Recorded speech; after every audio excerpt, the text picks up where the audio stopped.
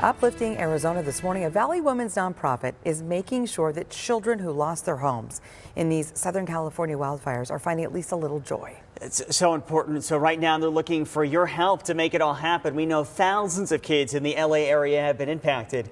ABC 15's Amelia Fabiano joining us live in the studio this morning, advocating for these kids, Amelia, and of course for the mission of this nonprofit called Comfort Bears in a Catastrophe. Yeah, and right now we're seeing so many donations, right, for the essentials: food, water, hygiene products, clothes, which is all great. It's very much needed. But nonprofit founder and ASU grad Mimi Himel tells me oftentimes the emotional needs of children get overlooked during those immediate stages of natural disaster recovery.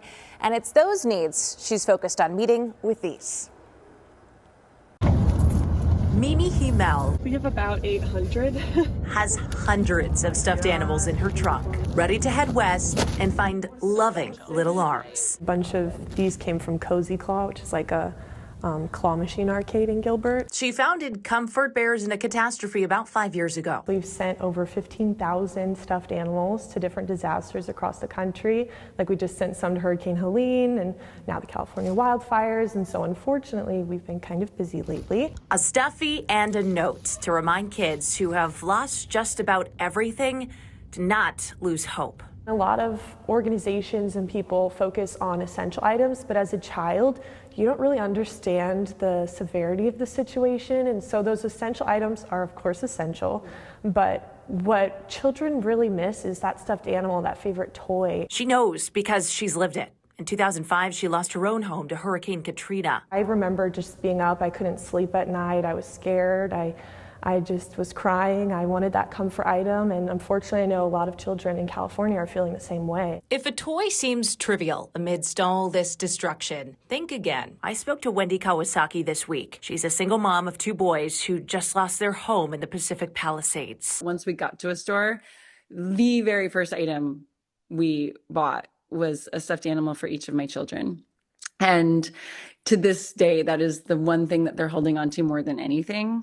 And they sleep with them. If we go in the car, they come in the car with us. She agrees with Himel. These small, stitched tokens of love can help ease a young, hurting heart. I just think it gives them something to hold on to when they don't know what to say. Somebody is just looking out for them, that they're seen and they're loved and they're not forgotten.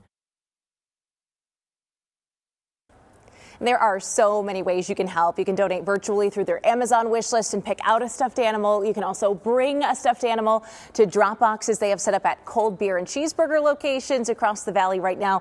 You can donate money at those restaurants as well. I know there are a lot of organizations to donate to right now. It can kind of be overwhelming, but I love the Valley ties here, so I'm hoping this maybe speaks to some of our viewers, and all of their info we're going to have under this web story at abc15.com. Yeah, that's just so amazing. And I also love the Arizona connection to this.